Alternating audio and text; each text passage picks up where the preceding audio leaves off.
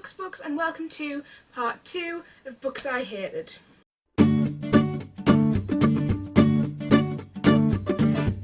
So a little while ago we talked about me and my relationship with DNFing books, but I also have another quirk when it comes to books I really loathe. When I think books are the most terrible things I have ever encountered, I will finish them. I will hate read until 3 in the morning just to finish them, just so I can go all the way through and know that every line is terrible and that I am fully justified when I scream in public and I preach about how much I hate these books. You might be wondering which books could summon a reaction in someone, who's quite mellow like me. The first book I want to talk about was a book I was supposed to read for university, and if you've watched my Booktubeathon vlog, you'll know that I don't really tend to read those when I'm supposed to at all. But this was so terrible that I felt I had to make a point by reading the whole thing, and that is Summer Lies Bleeding by Noala Casey. You've probably never heard of Noala Casey or this book. We were made to read it because she was an ex-student of our university. And yet if you Google Noala Casey, it will not tell you that she studied at York St John. No.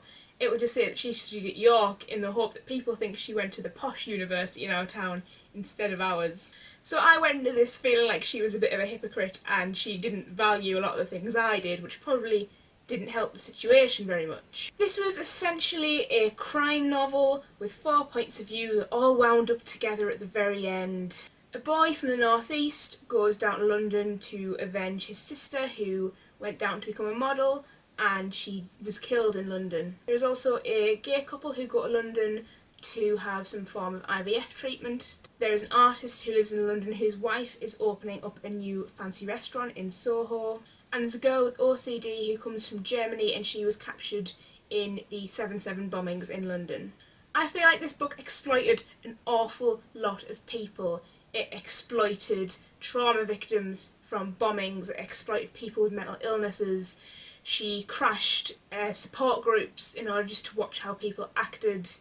She painted people from my area of the country, from the northeast, as somewhat savage and just archaic, and it really deeply offended me. None of the characters were fully thought out, none of the plot was fully thought out. Everyone died at the end when they met up.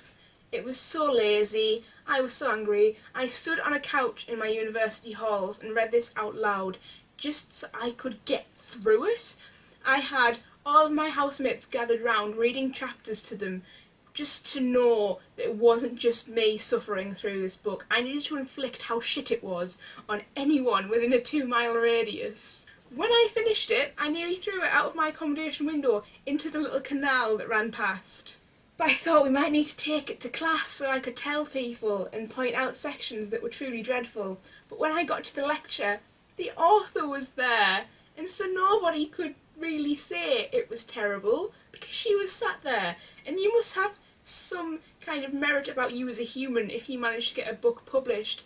But the more I listened to her, the worse it got. I just made notes on the lecture the way I would have annotated this book if I hadn't hated it quite so much. And one of those notes just said, "Please dear God, I don't deserve you in my life." She talked about how she really regretted that she couldn't put song lyrics in the book because it would breach copyright. Use your own words, come on! She talked about how she spent some time as a songwriter in London and she really tried to push this ideal across of herself, and I just didn't want anything to do with her, so I skipped the seminar that she was also supposed to be attending because she just drove me mad. Deep breaths. The second book I have truly detested in my life is Eleanor Park by Rainbow Rowell. Please don't lynch me. I know BookTube loves this book and I can kind of see why. I loved Fangirl by Rainbow Rowell. I went in this expecting great things, but one of my friends said, "Nah, be careful with it. Just because YouTube says it's good doesn't mean you're going to love it." It was very early in my booktube career when booktube could never lie and a book could never be too overhyped. I stayed up till 4 in the morning reading this book because I just wanted it finished. I wanted it out of my life. I knew if I fell asleep I would never pick it up again. It offended me on so many levels. It is the most insta-lovey plot I've ever seen. He was a bastard to her and he just showed her a comic and everything was fine again. I felt like this was written just to tick boxes on a YA trope list. One character's name is a random noun, Park. One character's name is an old lady name, Eleanor. Park's family have to be perfect and aspirational for Eleanor to feel like she's found a home with these people, but then there has to be some kind of drama which distances Park from said perfect family and makes him feel bad even though he is a wealthy middle class person in America. And yes, I know he's mixed race and it's not easy to be mixed race in America at any point in time.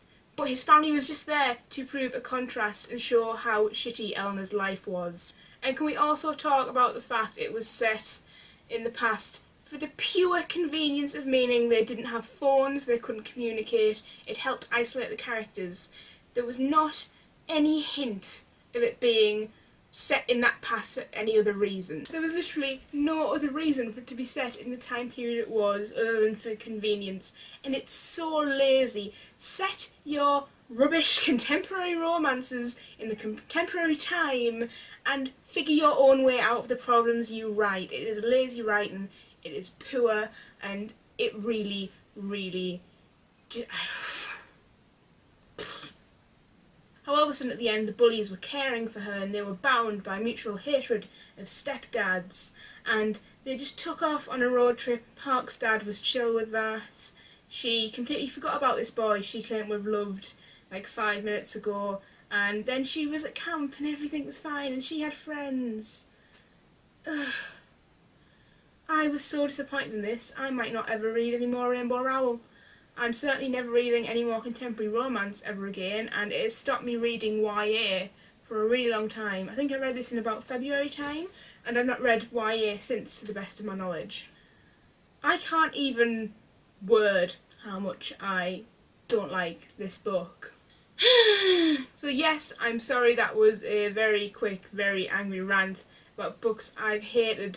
Does anybody else hate read? Is this some kind of weird affliction that only I have? Is it because I'm a really stubborn person and if I want something to be awful I will ensure that it is awful? Or is it something a lot of people do and I'm a completely normal, fully functioning member of society? Please let me know in the comments. Like, comment, subscribe, all that jazz.